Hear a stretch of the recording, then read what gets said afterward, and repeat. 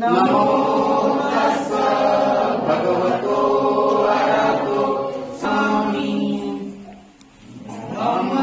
नमामि संघं नमामि अहं वन्दामि सर्वदा अहं वन्दामि सर्वदा अहं वन्दामि सर्वदा सर्वदानन्दं मदानं दिनामि साधु साधु साधु। जो विषय आहे त्या विषयाला मी आता सुरुवात करत आहोत। सर्वांनी शांतचित्तेने ऐकावं। सर्वप्रथम विश्वशांतीचा संदेश देणारे महाकारुणिक तथागत सम्यक संबुद्ध संपूर्ण जम्बूद्वीपामध्ये 84,000 फूट पाणी लेण्या ज्यांनी बांधल्या असे प्रियदर्शनीय सम्राट अशोक जगामध्ये महामोगलायन साईपुत्र हे अनंत झाले बंदे आनंद यांना सुद्धा मी पंचायत प्रणाम करतो। बहुजनांपर्यंत शिक्षणाची गंगा जावं म्हणून ज्यांनी थोडीशी प्रयत्न केला असे 1848 मध्ये पुण्यामध्ये भिड्याच्या वाड्यामध्ये पहिली शाळा स्थापन केली। विद्यालय घन आहे श्रेष्ठ साऱ्या गुणावली जिचा साठा तयार असेल त्याच म्हणती श्रेष्ठ जण विद्येविना मती गेली मती विना नीती गेली नीती विना वित्त गेले वित्त विना सुंदर पत्नी अलग प्रकार विद्येने गेले आणि या विद्येमध्ये अंधश्रद्धा अडकलेली आहे असे क्रांतीसूर्य महात्मा ज्योतिबा फुले क्रांतीज्योती सावित्रीबाई फुले आणि तुमचे आमचेच नव्हे तर अखिल मानवजातीचा उद्धार व्हावा म्हणून ज्यांनी आपल्या 4 अपत्याची बळी दिली गंगाधर राजरत्न रमेश आणि इंदूर हे 4 अपत्य ज्यांनी त्याग केले असे बोधिसत्व महामानव भारतीय संविधानाचे शिल्पकार सिंहासन आले अर्थात ज्ञानाचे प्रतीक डॉक्टर बाबासाहेब आंबेडकर त्यागमूर्ती रमाई हिमाई यशोधरा हातामध्ये संगीत तलवार धरून अन्यायाच्या विरोधात प्रतिकार करणारे छत्रपती शिवाजी महाराज या सर्व महामानवांना मी पंचायत प्रणाम करतो। दी बुद्धिस्ट सोसायटी ऑफ इंडिया अर्थातच भारतीय बुद्ध महासभा संस्थापक अध्यक्ष बोधिसत्व डॉक्टर बाबासाहेब आंबेडकर यांनी 18 मे 1950 ला ही संस्था स्थापन केली। 1954 ही संस्था स्थापन केली आणि या संस्थेच्या माध्यमातून आज सायपा या गावामध्ये आपण बौद्ध उपासक उपासिका शिबिर आयोजित केलं। दुसऱ्या अध्यक्ष सूर्यपुत्र भैयासाहेब यशवंतराव आंबेडकर, तृतीय अध्यक्षा महाउपासिका मीराबाई आंबेडकर आणि आज ज्यांच्या खांद्यावर संपूर्ण बौद्ध धर्माचं धार्मिक रथ जे आज वाहत आहे असे डॉक्टर भीमराव आंबेडकर सोबतच या सर्व लोकांना मार्गदर्शन करणारे ऍडव्होकेट प्रकाश आंबेडकर यांच्या विचाराचा मी प्रणाम करतो। आज सायपा या गावामध्ये 7 दिवस जवळपास या शिबिराला झालेले आहेत आणि ज्ञानाचा अमृत तुम्हाला पाजण्यासाठी आम्ही वर्ध्यावरून आमच्या भगिनी आमच्या ताई आणि तुमच्या सगळ्यांच्या बहिणी असलेल्या शंभरकर मॅडम उपस्थित बौद्ध उपासक बाल भाविका यांना मी सर्वांना मैत्रीपूर्ण जय हिंद। बघा बौद्ध उपासक उपासकांनो आजचा अतिशय महत्वाचा विषय आहे आणि हा विषय देण्यासाठी मी इथे आलेलो आहोत।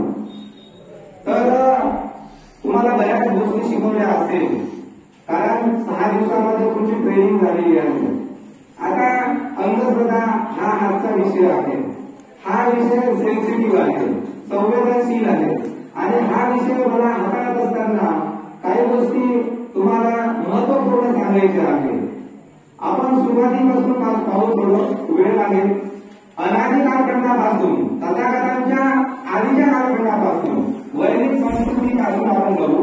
वैदिक संस्कृतीमध्ये कोणत्याही प्रकारची पूजा मूर्तीची केल्या जात नव्हती। बुद्ध काळामध्ये मूर्तीच अस्तित्वात नव्हती। निसर्ग चंद्रदेव, पाणीदेव, हवादेव, प्राणी म्हणजे पक्षीदेव हे ईश्वर संकल्पना, देव ही संकल्पना आहे. तथागतांच्या कालखंडामध्ये, बुद्धांच्या कालखंडामध्ये एकदा श्रावस्तीमध्ये तथागत प्रवचन करण्याला जेतवनला गेले. अनेक ठिकाणी जायचे तथागत. तुम्ही कपिलवस्तू पाहिलं असेल, जेतवन पाहिलं असेल, श्रावस्ती पाहिलं असेल, अनेक गड पाहिले असेल.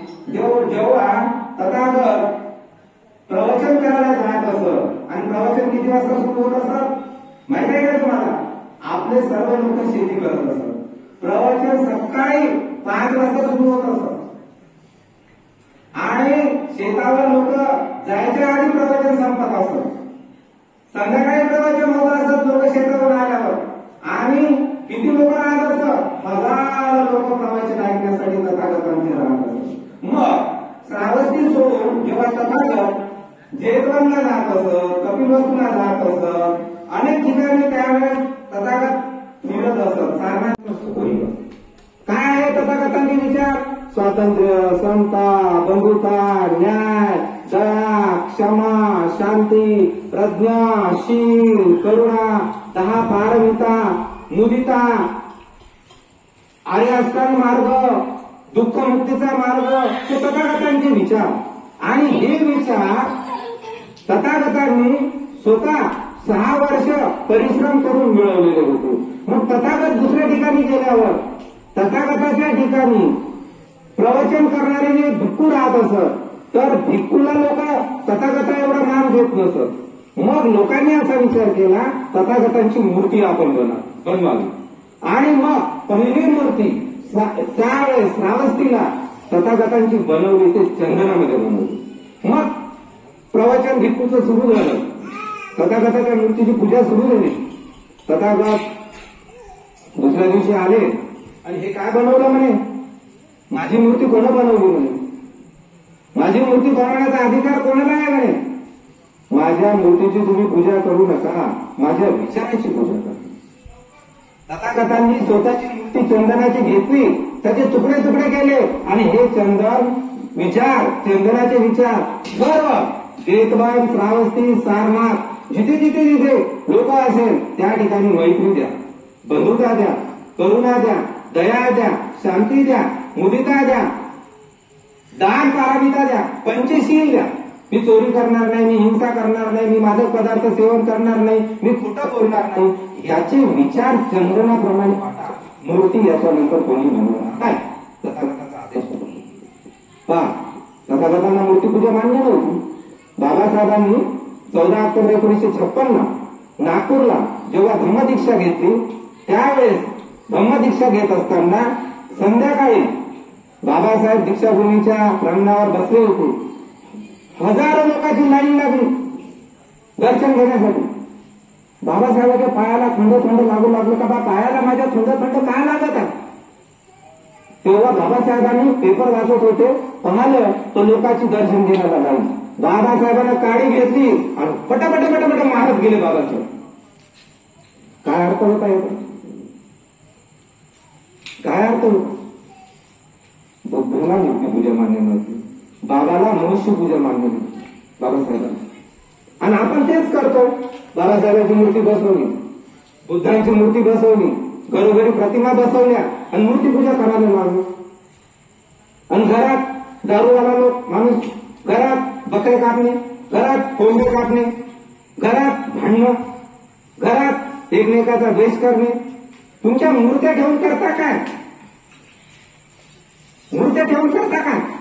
तिथे आपण 2 मूर्त्या बसवल्या. धुरडा चढते या मूर्तीवर, धुरडा. मी पहिल्या दिवशी आलो ना, हे झाडझूड करून धुरडा सत्ता केला. आणि कशाला मूर्त्या बसवल्या? कशाला मूर्त्या बसवल्या? ही मूर्ती तर दगडाचीच आहे. ही मूर्ती सिमेंटची आहे, त्याच्यामध्ये विटा आहे, त्याच्यामध्ये दगड आहे. विषय कठीण आहे, पचवायला कठीण आहे.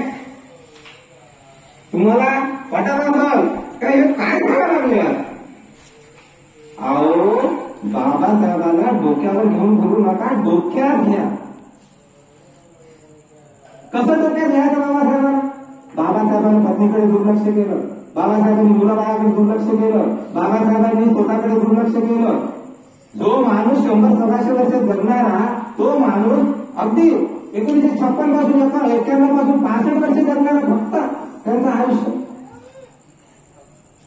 लोकांसाठी जिजा मूर्तीची पूजा करू नका. मग आता आपण मुख्य विषयाकडे. आता मी तर म्हणत आहे अंधश्रद्धा, आपण अंधश्रद्धा भेदवलं. मग तथागतांच्या कालखंडानंतर 5व्या शतकात कनिष्काच्या कालखंडात राजा कनिष्कापर्यंत जसं तथागत सिद्धार्थ गौतम बुद्ध म्हणायचं नाही, सिद्धार्थ म्हणायचं नाही, तथागत म्हणा, भगवान बुद्ध म्हणा, सम्यक संबुद्ध म्हणा. सिद्धार्थ गौतम केव्हा होते? इसवी सन पूर्व 528 पूर्वी. 528 ला बुद्ध गयाला वैशाखी पौर्णिमेला ज्ञान प्राप्त झालं, तेव्हा ते तथागत झाले, तेव्हा ते भगवान झाले, तेव्हा सम्यक संबुद्ध झाले, तेव्हा आनंद झाले आणि तिथून बुद्ध झाले. त्याच्यानंतर ते बुद्धच आहे, ते तथागत आहे. आणि सगळ्या ज्ञानी जगामध्ये कोण असेल तर तथागत बुद्ध आहे. कोलंबिया विद्यापीठाने एक रिसर्च केला, या जगात बुद्धाची पूजा आपण करतो. कनिष्काच्या कालखंडामध्ये सम्राट अशोक असू द्या किंवा बिंबिसार असू द्या, प्रसेनजित असू द्या, अजातशत्रू असू द्या, यांच्या काळात मूर्त्या नव्हत्या, यांच्या काळात बुद्ध नव्हते. मग बुद्धांची मूर्ती पहिली तयार झाली, या जगातील पहिली मूर्ती बुद्धाची तयार झाली. आणि ते केव्हा झाली? इसवी सन पूर्व 5व्या शतकात. आणि कोण केली? राजा कनिष्काने केली पहिली मूर्ती. 2500 वर्षाच्या आधीचा इतिहास, 2500 100 वर्षाच्या आधीचा इतिहास आपण विसरून जातो, 50 वर्षाच्या आधीचा इतिहास विसरून जातो, 10 वर्षाच्या आधीचा इतिहास आपण विसरून जातो. पण 2500 वर्षाच्या नंतर सुद्धा बुद्ध आपल्याला दिसत आहे. 2500 वर्ष हे का दिसत आहे?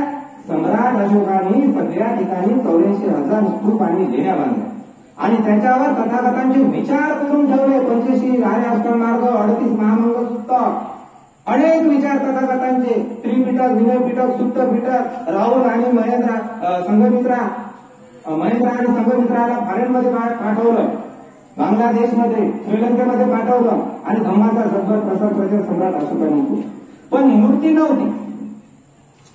कनिष्काच्या कालखंडामध्ये पहिली मूर्ती आली आणि कनिष्काला असं वाटलं का आता बुद्ध नाही आहे आणि बुद्धांचं आपल्याला भविष्यकाळ इतिहास टिकून ठेवायचा आहे, म्हणून बुद्धांची मूर्ती बनवली. अलीकडच्या कालखंडामध्ये मूर्ती बनली आहे 2500 वर्षाच्या आधीची नाही आहे, 5व्या शतकातली आहे. आणि मूर्ती बनवल्यानंतर मूर्तीची पूजा होऊ लागली. आपणही मूर्तीची पूजा करतो, बाबासाहेबांच्या प्रतिमेची पूजा करतो. पण इथून आता खऱ्या अर्थाने विशेष नाही. आतापर्यंत ऐतिहासिक पार्श्वभूमी आपण मूर्त्या बनल्यानंतर काय झालं? तथागतांची मूर्ती समोर ठेवून पंचशील आपण घेऊ लागलो, त्रिशरण आपण घेऊ लागलो, बुद्धांच्या मूर्ती समोर ठेवून लग्न आपले लागत आहे, बाबासाहेबांच्या मूर्त्या समोर आल्या आणि हे सगळं करत आहे. आता आपण अंधश्रद्धा या विषयावर आपण जाणार. मूर्तीचा इतिहास सगळ्यांना कळाला, मूर्ती कशी तयार झाली, का तयार झाली. आता मूर्तीचं महत्व, मूर्तीचं आता आपण निगेटिव्ह दृष्टिकोन करतो, आता पॉझिटिव्ह. आता ही 2 मूर्त्या आल्या. आता आपण इथे अगरबत्ती लावतो, मेणबत्ती लावतो, फुलं हार वाहतो, याचं कारण काय? अंधश्रद्धा म्हणून फुलं, अगरबत्त्या, अंधश्रद्धा म्हणून हार काढतो, अंधश्रद्धा म्हणून हे सगळं करतो का आपण? जसं आता एक लग्न राहिलं, तिथे एक गडवा असते, मातीचं भांडं असते, त्याच्यात पाणी ठेवतो, पिंपळाची पानं ठेवतो. हे कशासाठी? अंधश्रद्धा आहे का विज्ञान आहे का बुद्धांचे विचार आहे? प्रत्येक तथागत म्हणतात प्रत्येक गोष्टी मागे कार्यकारण भावाचा सिद्धांत. तथागत बुद्ध काय म्हणतात? प्रत्येक गोष्टी मागे कार्यकारण भावाचा सिद्धांत आहे. कारणाशिवाय कोणतीच गोष्ट घडत नाही. मी इथं आलो, कारण आहे. तुम्ही इथं आले, कारण आहे. तुम्ही नोकरीला लागले, कारण आहे. तुम्ही शेतामध्ये काम करता, कारण आहे. तुम्ही जेवण करता, भूक लागली म्हणून जेवण करता, कारण आहे. कारण आहे प्रत्येक गोष्टीला. हे मी नाही सांगत, हे तथागत बुद्ध. मग आता आपण फुलं का वाहतो, अगरबत्ती का लावतो, मेणबत्ती का लावतो, लग्नामध्ये किंवा कोणत्या कार्यक्रमात भांडं ठेवतो, मडकं, छोटंसं गडवा, आणि त्याच्यामध्ये पाणी ठेवतो, धागा ठेवतो, पिंपळाच्या पाण्यात ठेवतो, हाताला बांधतो, हाताला धागे बांधतो. याचं कारण काय? हे अंधश्रद्धा आहे का? अंधश्रद्धा नाही. बुद्धांची मूर्ती म्हणजे अंधश्रद्धा नाही, हे समजून घ्या. बुद्धासारखा मी होईल, बाबासाहेबासारखा मी होईल, ही शपथ घेण्यासाठी आपण मूर्ती इथं ठेवली. तिथं मिठाची आहे, ती सिमेंटची आहे, ती दगडाची आहे. जीव आहे का या मूर्तीमध्ये? मूर्तीमध्ये जीव आहे का? नाही. पण आपण कशासाठी ठेवतो? त्याचा आदर्श आपल्याला घ्यायचा. काय घ्यायचा? मी बाबासाहेबांसारखा माझ्या मुलाला घडेल, मी तथागत बुद्धांसारखा धम्माचा प्रचार करण्यासाठी माझ्या मुलाला मी धम्माच्या वगैरे टाकेल. सकाळपासून संध्याकाळपर्यंत या मूर्तीकडे पाहून मी वर्तन करेल. अंधश्रद्धा नाही, तर त्याचा आपल्याला आदर्श घ्यायचा. हा पहिलं काम. समजलं? पण आपण सकाळी उठून आंघोळ केल्यावर निव्वळ अगरबत्ती लावून देतो. काय अगरबत्तीचा अर्थ? अगरबत्ती सांगते, माहितीमध्ये प्रॉब्लेम आहे, अगरबत्ती सांगते दरवेळेला पाहिजे. म्हणजेच काय याचा अर्थ? मी खोटं बोलणार नाही, मी लावालाव्या करणार नाही, मी चुगल्या करणार नाही, मी माझा पदार्थ सेवन करणार नाही, खरा उठणार दारू. बुद्धांच्या विचाराची अगरबत्ती लावायची. सगळे आंघोळ केल्यावर अगरबत्ती लावतात. ही अंधश्रद्धा आहे. अगरबत्ती लावणं आपल्यासाठी अंधश्रद्धा नाही, हे विज्ञान. दररोज अगरबत्ती लावल्या तुम्हाला शपथ घ्यायची आहे, आज मी खोटं बोलणार नाही, आज मी चोरी करणार नाही, आज मी कोंबड्या बकऱ्या कापणार नाही, हिंसा करणार नाही. म्हणजे याचाच काय अर्थ आहे? मी हिंसा करणार नाही म्हणजे काय? मी सगळ्या माणसावर प्रेम करेन, मैत्रीनं वागेल. हिंसा करणार नाही म्हणजे काय? कोंबड्या बकऱ्या कापणे म्हणजे हिंसा नव्हे केवळ, ते तर एक भाग आहे. पण हिंसा न करणे म्हणजे काय? आम्ही प्रत्येक माणसावर प्रेमानंच वागेल. शत्रू जरी असेल ना, त्याचं बरं व्हावं, त्याचं चांगलं व्हावं, हे तुमच्यामध्ये मानसिकता असली पाहिजे. शत्रू जरी असेल तर त्याचं कल्याण हो. बुद्ध काय म्हणत होतो नाही का? एकदा बुद्ध रस्त्यानं चालत होतो. मला वेळ लागतो बरोबर, मी उपदेश करताना मला 2 तास कमी जातो. माझा विषय कुठेही मग एखाद्या वेळेस जाते, लक्षात ठेवा. बुद्ध एकदा आणि रस्त्याला जात असताना एक महिला तथागताकडे पाहते आणि म्हणते, या भिक्षूचा काय मोठा त्रास आहे आपल्याला. या भिक्षूचं जे आहे हे दररोज मला यांना जेवण द्यावं लागते, या भिक्षूला. बुद्धाला म्हणत असत. मग त्या राजाच्या राणीला त्या भिक्षूचा म्हणजे म्हणते आपल्या बुद्धांचा खूप त्रास झाला. आणि मग काय केलं? त्या राणीनं, राजाची राणी होती आणि तथागत सकाळी चालले होते, भिक्षांत दे मग. आणि राणीवरून पाहायला गेले होते. काय हे काय दररोजच भंतेजी ते येतात, त्यांना काय माहित बुद्ध म्हणून. त्या महिलेनी वरून रात्रीचं खरकट बुद्धाच्या अंगावर टाकलं. विषय लक्षात येत नाही? मैत्री कशी असतात? पंचशिलेचा अर्थ अगरबत्ती का लावतो? खरकटे अंगावर टाकलं आणि खरकटे अंगावर टाकल्यावर बुद्धांचं पूर्ण जीव रात्रीच्या खरकट्यानं खराब झालं. त्या बाई बुद्ध काय म्हणतो? तुझं मंगल हो, तुझं कल्याण हो, तू आनंदी राहा. आपल्यावर कोणी खरकट टाकलं? मी चाललो असताना इतक्या वर्षानं आलो आणि हे काय मास्तर ना आज आला मरगरी मागत आहे, गावभर हिंडत आहे म्हणते. मग मी त्याच्यासोबत दुश्मनी करून घ्यायची का? बुद्धांचे विचार काय आले? कोणीही असो, बुद्धांना काही गोष्टी सांगता येत नाही. अनेक प्रकारचे माणसं भेटले होते. अंगुलीमालाचं उदाहरण तुम्हाला माहिती. बुद्ध काय म्हणाले? तुझं मंगल हो, तुझं कल्याण हो, तो आनंदी राहो. आणि बुद्ध पुढच्या घरी गेले. पुढच्या घरी गेले, चिवण वगैरे पाण्यानं धुवून घेतलं आणि घेतल्यानंतर तिथं त्या बाईनं तिला नाराजी झाली का बा एवढा मोठा भिक्खू बुद्ध तथागत ज्ञान देणारा आणि याचा अपमान केला या राणीनं. आणि पुढचं गरीबाचं घर होतं तिथे भोजन पोटभर बुद्धाला करतो आणि बुद्ध कुटीमध्ये निघून गेले. पुन्हा 15 दिवसाने त्याच रस्त्याने बुद्ध आले आणि राणीवरून पाहा लागली, राजावरून पाहा लागला. राजाने सेवकाला पाठवलं, जा म्हणे ते भिक्खू चालला ना म्हणे त्याला घरी घेऊन ये. बुद्धला घरी आणलं. बुद्धला घरी आणल्यानंतर आसन दिलं बसायला. बुद्ध बसले आणि राजा काय म्हणतो त्या बुद्धाला, भिक्खू म्हणते तुम्ही काही करा म्हणते, माझ्या पत्नीला एक खूप मोठा आधार झाला, माझ्या पत्नीला तुम्ही वाचू शकता म्हणते.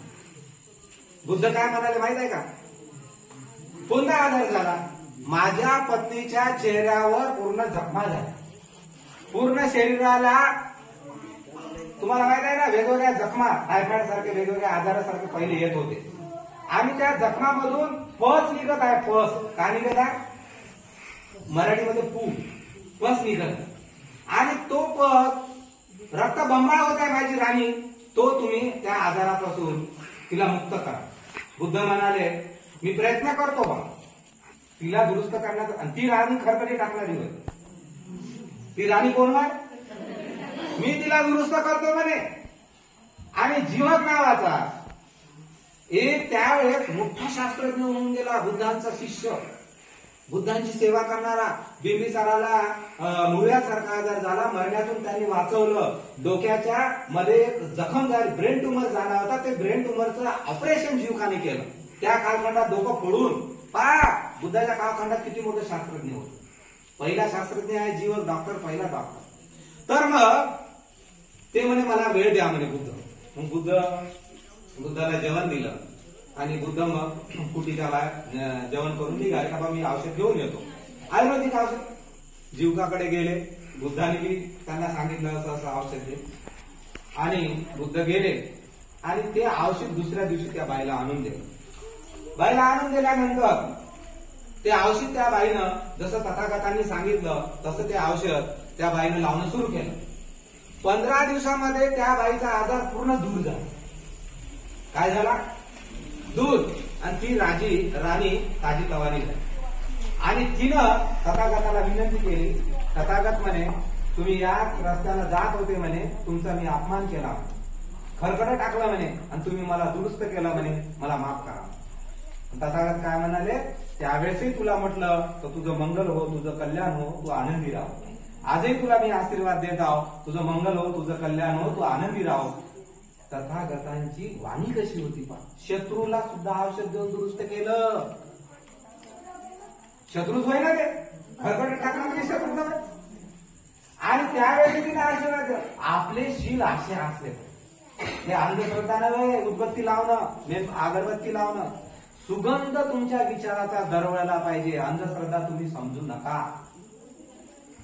विषय लक्षात येत आहे का, बुद्धांच्या विचाराचा सुगंध कसा होता, शत्रूवर सुद्धा प्रेम करा. काय होतं,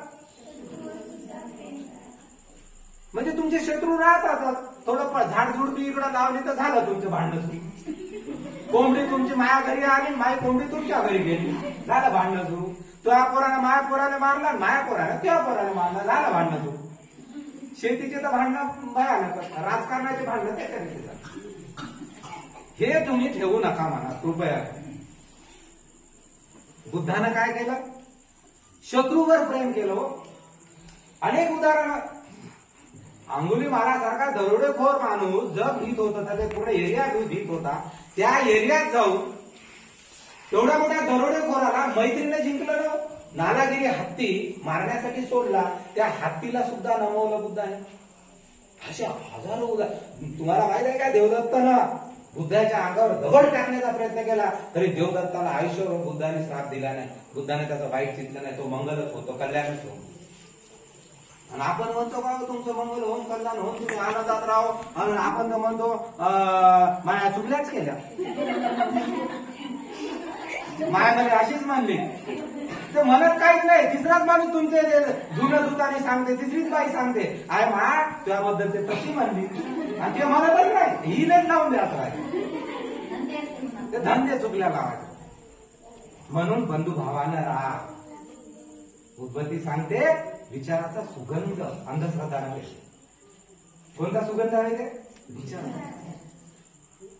अगरबत्तीचा अर्थ आता विसरू नका. पंचशीलाचं पालन करणे म्हणजे अगरबत्ती लावणे. अंधश्रद्धा पहिला शब्द, पहिला प्रवचनाचा पहिला मुद्दा. कोणाला समजला नाही? समजला अजून तर पुढे जातो का? आता आयुष्यात विसरसान का? उद्बत्ती लावणं म्हणजे काय? मैत्री करणे, करुणा करणे, दया करणे, प्रेम करणे, आदर देणे, टेक रिस्पेक्ट, गिव्ह रिस्पेक्ट. म्हणजे तुम्ही एखाद्यावर मैत्री करा.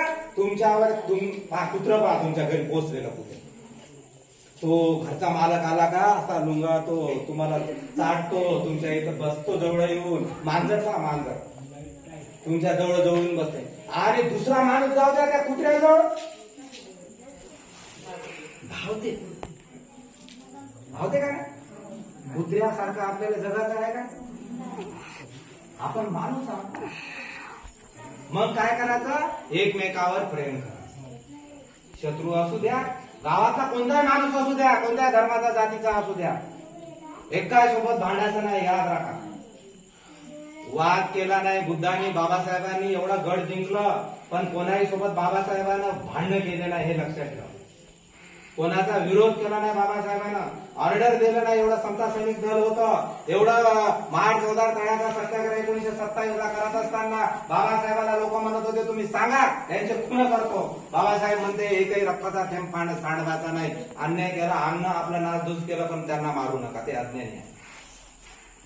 आपण तर याचं पोरगा आलं तर ज्याला तर काही काम नाही, 2 रट्टे मारून हाकल. काय पंचशीलाचं आचरण? आता जास्त काही बोलत नाही, भरपूर बोलत आहे. ठीक आहे, दुसरा मुद्दा आहे. पण समजलं ना? उद्बत्ती आता लावताना 100 वेळा नाही लावू नका. हा, तुम्हाला आचरण करायचं नसेल ना, उद्बत्ती लावू नका. शपथ घेऊन सांगतो मी तुम्हाला, बैमान होऊ नका बुद्धासोबत, बाबासाहेबांसोबत. आणि जे बैमानी करते ना ते मी याला बोलत नाही. बुद्धासोबत, बाबासाहेबांसोबत जे बैमान होते ना, त्याने मेल्यानंतर 8 दिवसानंतर त्याचं कोणीच नाव नाही काढत. हे लक्षात ठेवा तुम्ही. म्हणून पंचशिलेचं काय करायचं आहे आपल्याला? आणि उद्बत्ती लावायची. नाही तर उद्बत्ती लावायची काय गरज आहे? उद्बत्ती लावायची तुम्हाला म्हणते का बुद्ध बाबासाहेब मला उद्बत्ती लावा? नाही, तुमच्या स्वप्नात आला बाबासाहेब आणि बुद्ध आणि तुम्हाला म्हणते उद्बत्ती लावा, म्हणते का? म्हणून तुम्हाला सांगतो, विनंती करून जेवढं चांगलं राहता येते तेवढं राहा. खूप थोडंसं थांबून करा गोष्टी, जरा थांबून करा गोष्टी. ऐकायला आल्या गोष्टी करायला. दुसरी महत्वाची गोष्ट, आपण मेणबत्ती का लावतो? मेणबत्ती का लावतो? अगरबत्ती समजलं सगळ्याला. मेणबत्ती, आता हे महत्वाचा मुद्दा आहे बरं मेणबत्तीचा. जसं उद्बत्तीचा आहे तसं मेणबत्तीचा, म्हणजे याच्यात तफावत खूप मोठी. मेणबत्ती काय करते? स्वतः पेटते आणि इतरांना काय देते? प्रकाश. आता पहा, अंधार आहे, मेणबत्ती चालूच आहे आपली. हे प्रकाश बुद्धाचा आहे. आणि प्रकाश म्हणजे कोणता? अंधश्रद्धा निर्मूलन. जे आंधळ्या डोळ्याला आपण स्वीकारतो ते मान्य करायचं नाही. प्रकाश मान म्हणून आपल्याला ते मान्य करायचं. आनंद बुद्धाला शेवटच्या स्टेपवर आनंद बुद्धाला म्हणतात. आनंद हे बुद्धांचा सगळ्यात जवळचा शिष्य. सगळ्यात जास्त सेवा कोण केली असं, आणि आज बुद्ध जे दिसतात विचार हे अनंत भंते आनंदमुळे दिसतात. आनंद बुद्धांचा भाऊ, आलं काय लक्षात? म्हणजे चुलत भाऊ समजलं? तर आनंद माहित नाही, लाईट नाही येत का? लाईट आली तर जरास मजा येते. आनंद जे आहे बुद्धाला काय म्हणतात? आपण वेळात आहोत. बुद्धाचं असंच होतं. दीक्षावी गणराज्यामध्ये रोगराई आली होती खूप, आणि बुद्ध गेले ना, लोक पटापटा मारायला लागले होते दीक्षावी गणराज्यामध्ये. पटापट रोग आला होता, कारण 2 वर्ष पाणीच नव्हतं आलं तिथं, अवर्षणच नव्हतं झालं. आणि मग घाणेरडेपणा, जिकडे तिकडे घाण, पाणी नाही आलं 2 वर्षात. आणि बुद्ध गेले तिथं आणि लोकांचं म्हणत होते या लोकांचं कल्याण हो, या लोकांचं मंगल हो.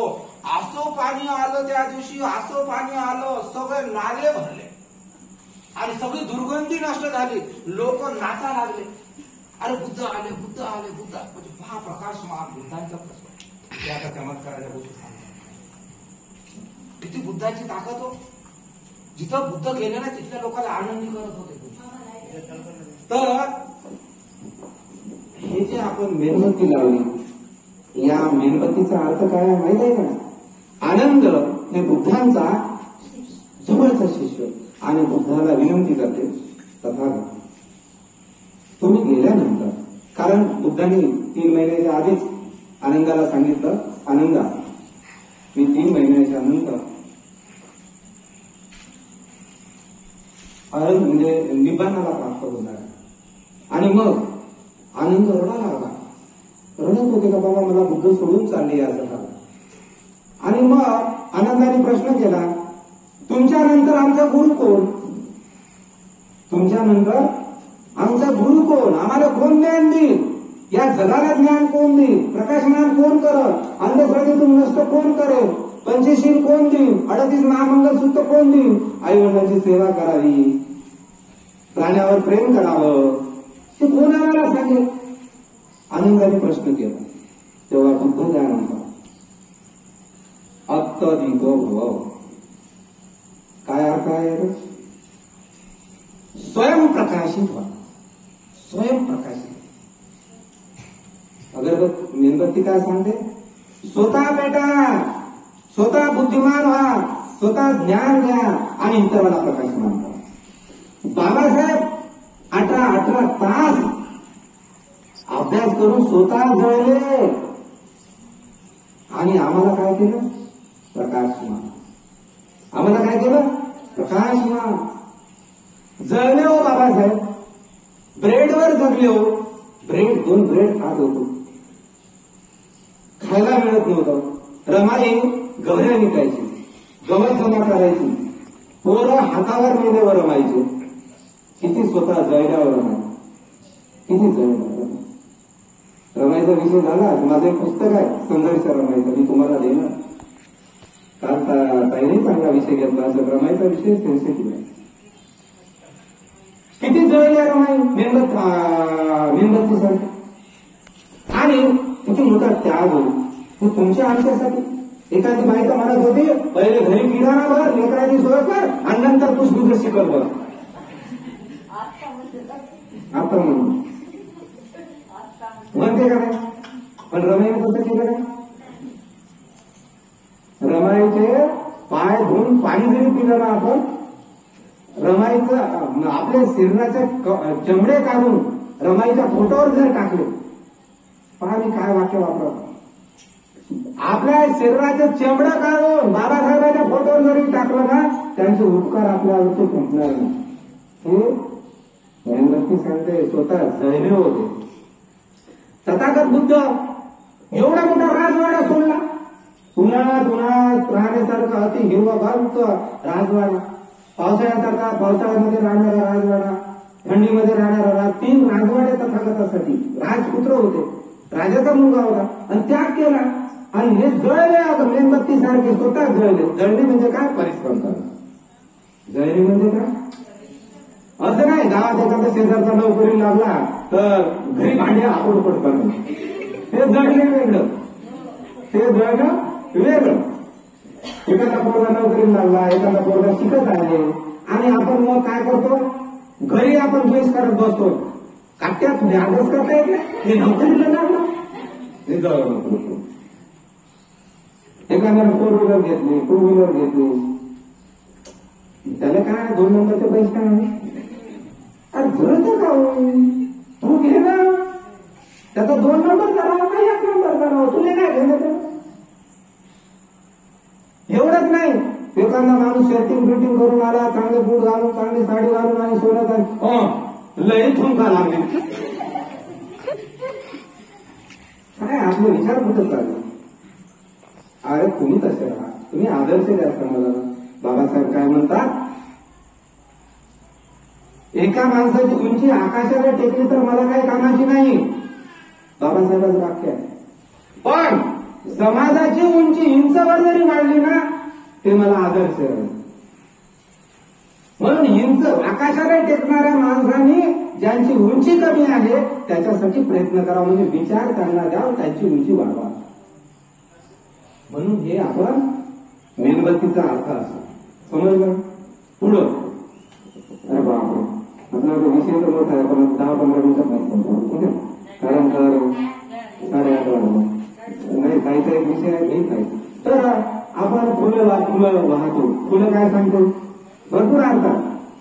फुलं काय सांगतो?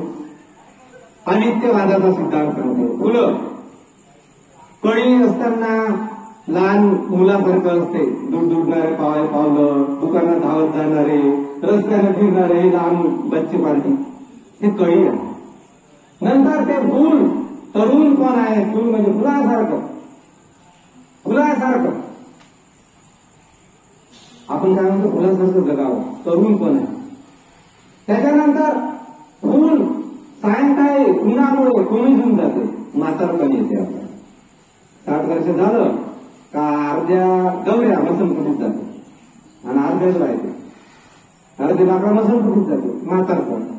आणि फुल जसं झाडापासून तुटून खाली पडते, झाड जुडीत नालीत जाते किंवा थंडीमध्ये तिला जाऊन टाकतो फुलाला, शेतात बसतो.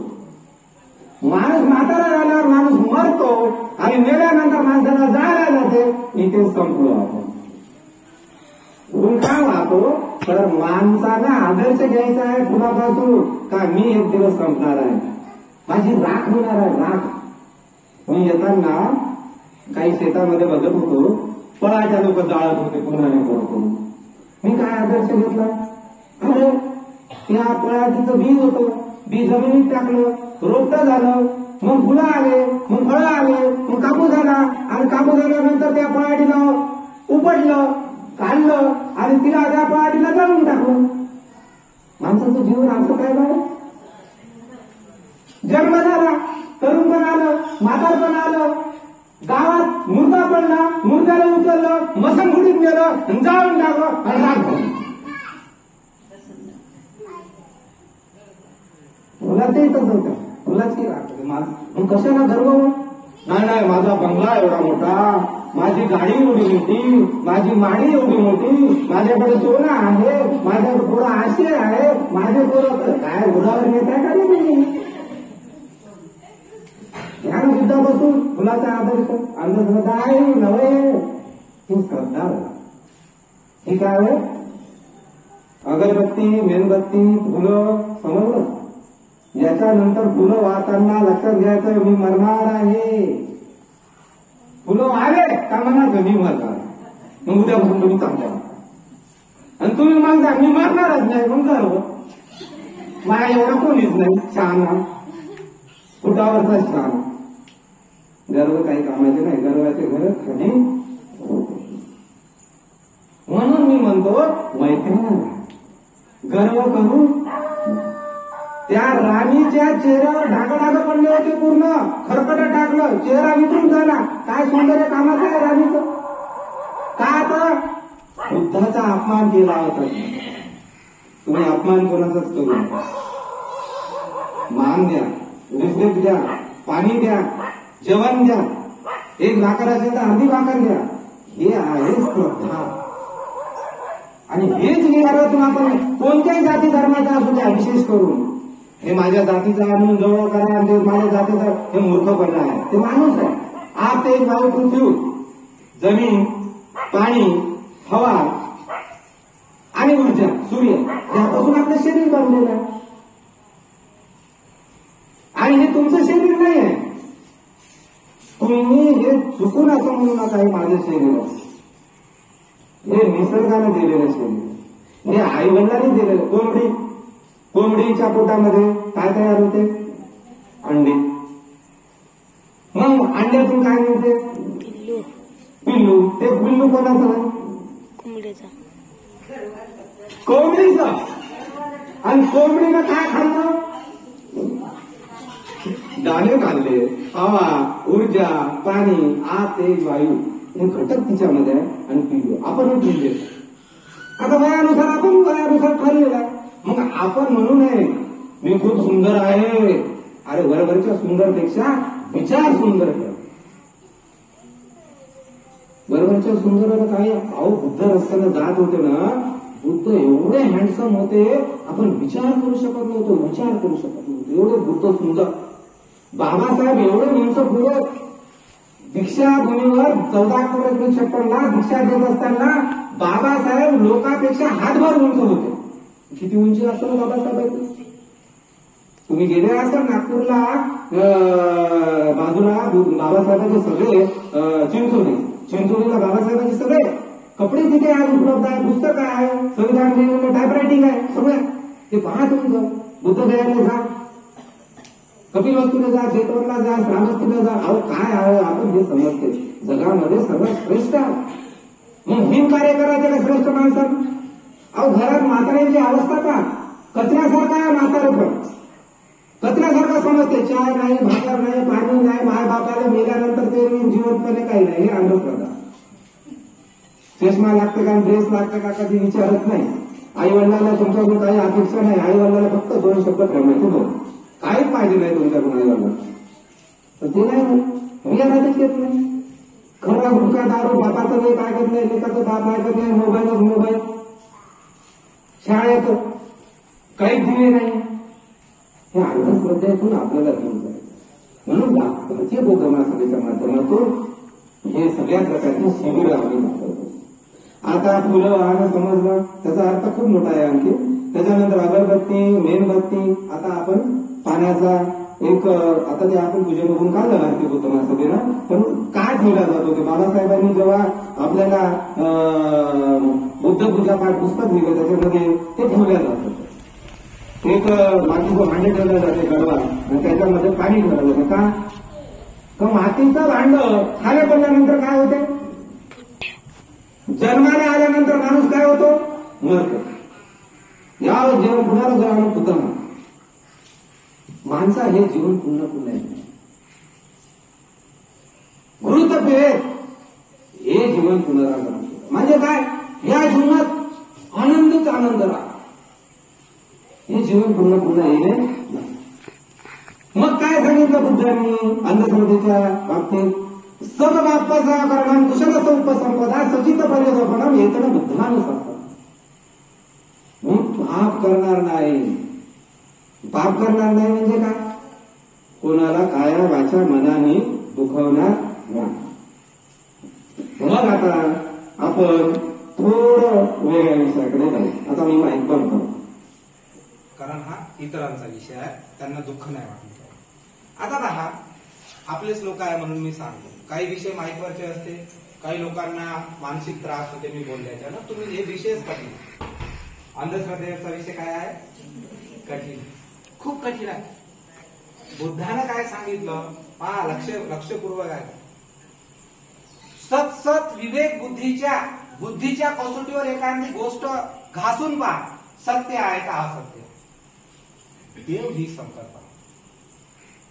देव ही संकल्पना तथागतांच्या बुद्धांच्या विचारापासून घेतलेली आहे. हे लक्षात. बुद्धांची विचारश्रेणी देवांची होती. देव म्हणजे कोणता? चांगला माणूस. देव म्हणजे देणार. ते काही दगडापासून मातीपासून बनलेला आहे. माहितीवर बोलायचं ते मातीपासून दगडाचं मातीचं करते ते नाल्यांमध्ये शिर होता आणि म्हणते पुढच्या वर्षी गणपती बाप्पा. अरे ते मातीवर त्याच्यावर कुत्रे जाऊन बसत आहे, त्याच्यावर मंदिरात जाऊन उंदरं हागत आहे. आणि तुमचा देव अरे ते स्वतःच रक्षण करू शकत नाही. कोरोना पिरियड मध्ये पटापट 800 लोक मरा लागले. कोणता देव धावून आला नाही बाप्पा. देवाचे दरवाजे बघ, देवाचे दरवाजे काय झाले? मग कावून नाही धावून आला बघ. तुम्ही कावून मरता देव आहे. तुमच्या घरचे लोक तर मला नाही पाहिजे देव आहे. देव म्हणजे काय मुलांनो, आई बहिणींनो? देव म्हणजे बुद्धाची संकल्पना होती देव. भगवंत म्हणजे काय? भगवंत पासून देव आलेला, ते देवाची संकल्पना. भगवंत म्हणजे काय? भग म्हणजे तृष्णा, इच्छा. वंत म्हणजे हरण करणे, म्हणजे आपल्या इच्छेवर हरण करणे, म्हणजे नष्ट करणे. हा भगवंत. तृष्णेचा नाश करणे, हरण करणे म्हणजे भगवंत. परंतु यांनी काय केलं? बुद्धांची मूर्ती आधी आली म्हणलं कनिष्काच्या कालखंडामध्ये, आणि नंतरच्या कालखंडामध्ये हनुमानाची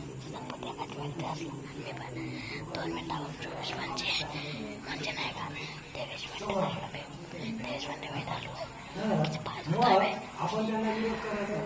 बाबासाहेबांनी 22 प्रतिज्ञा दिल्या. कोणत्या प्रतिज्ञा दिल्या? 22 प्रतिज्ञा. आणि या 22 प्रतिज्ञेमध्ये बाबासाहेब काय म्हणतात? मी ब्रह्म विष्णू महेश यांना देव मानणार, त्याची पूजा करणार नाही, गौरी गणपतीची पूजा करणार नाही, मी बुद्ध हे विष्णूचा अवतार हे मान्य करणार, आणि मी सतसत विवेक बुद्धीनच पूजा करेल, सतसत विवेक बुद्धीनच पाहिजे मी त्यांच्याकडे. तुम्हाला एक गोष्ट सांगतो. आमच्याकडे एक तोरंबा म्हणून गाव, घाटा जिल्ह्याला लागून.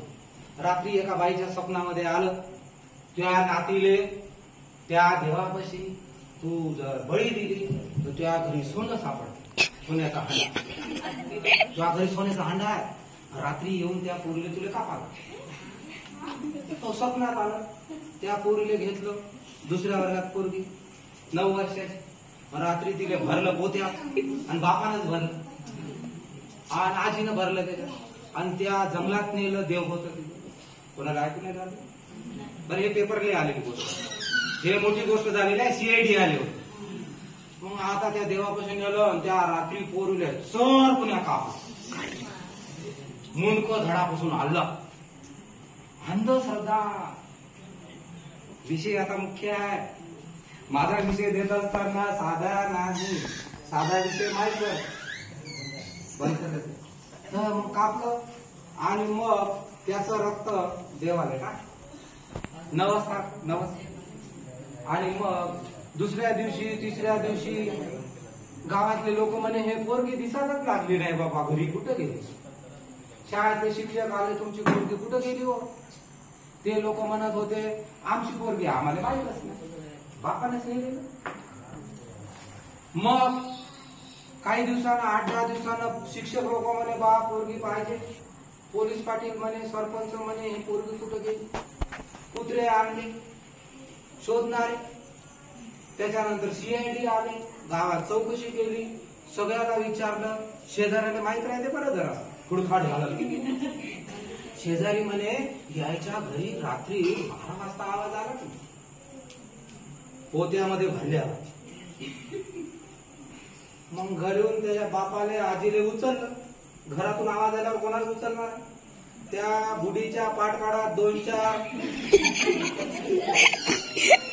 सुंदर्या दिल्या, आणि बुडी म्हणे हो आम्हीच नेलं. अहो 2 महिने प्रकरण दबलं नाही आमच्या घाटाची तालुक्यात. अंधश्रद्धा किती मोठी आहे, माणसाचा जीव घेते. अंधश्रद्धा विषय समजला. पुढे एक सांगतो. आमच्या बाबामध्ये मोबिन बाबा. कोणता बाबा? आज संजय शेंडे आपला आला तिथं माझ्या घरी. मी माझ्या भाषेत सांगत आहोत खेड्यातल्या, कारण तर रेकॉर्डिंग नाही.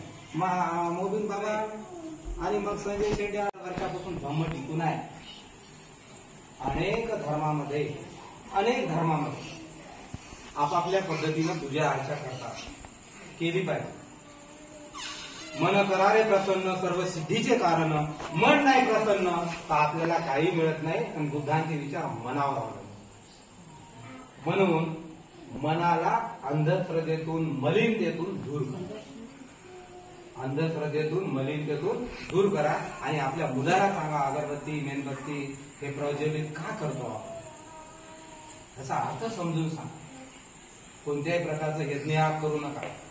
मेल्यावर काय करते लोक? तेल मी करते. मेल्यावर काय करते? मसणकुटीत जाऊन नैवेद्य ठेवतो, त्याचा पुनर्जन्म चांगला. दारूची बाटलही नेमतो. मेल्यानंतर त्या मसणकुटीत नेऊन एखादी बिडी नेऊन ठेवतो. तंबाखू खात असेल तर माय तंबाखू विसरला हो, माय नवरा तंबाखू खात होता आणि तंबाखू नेऊन मेल्यानंतर त्या बाईने पाणी पाजते. मेल्यानंतर त्या माणसाने पिते का हो मेल्यानंतर? मग अंधश्रद्धा, आपणही अंधश्रद्धा पाहतो. ते मी करतो मेल्यानंतर. आणि जीवनपणे तिला जेवली काय आणि तिला काय पाहिजे, तिला दवाखान्यात न्यावं लागते का, त्याला चष्मा पाहिजे का, त्याला धोतर पाहिजे का, तिला साडी पाहिजे का, लुगडं पाहिजे का, म्हाताऱ्याला काय काय काय म्हातारा म्हातारीला विचारत नाही. आणि मेल्यानंतर गावभर पत्रिका, नातेवाईक आले, शेंडे सरले पत्रिका बोल. तेवीचा कार्यक्रमात शेंडे सर संचालन खूप चांगले. आणि जीवनपणे शेजारचे सांगते, अरे त्या बुडीले ते चहा बाजूला बसून पिते पण त्या बुडीले चहा नाही देत. मी बऱ्याच घरी गेलो का, अंधश्रद्धा सोयी मी बऱ्याच घरी गेलो आणि मी निरीक्षण करतो, हे म्हातारे म्हातारे बाहेर दुसरी चूल प्यायची. लग्न झाले खेडग्या तिकडे जाय ना, आम्ही विद्यार्थ्याच्या घरी जातो. ते काय म्हणते माझ्या बापाले, अगो तू इथं दिसू नको, मास्तरी येणार नाही. आणि माय तो ते लुगडं बिगडं घालून आहे पण तू इथे येऊ नको, आमचा मास्तर येणार.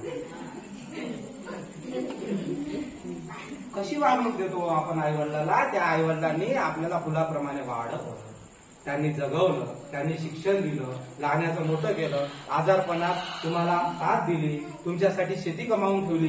आणि त्या आईवडिलांचं पालन पोषण तुम्ही कसं केलं पाहिजे? फुलासारखं केलं पाहिजे. आई वडील आहेत म्हणून हे सगळं आहे.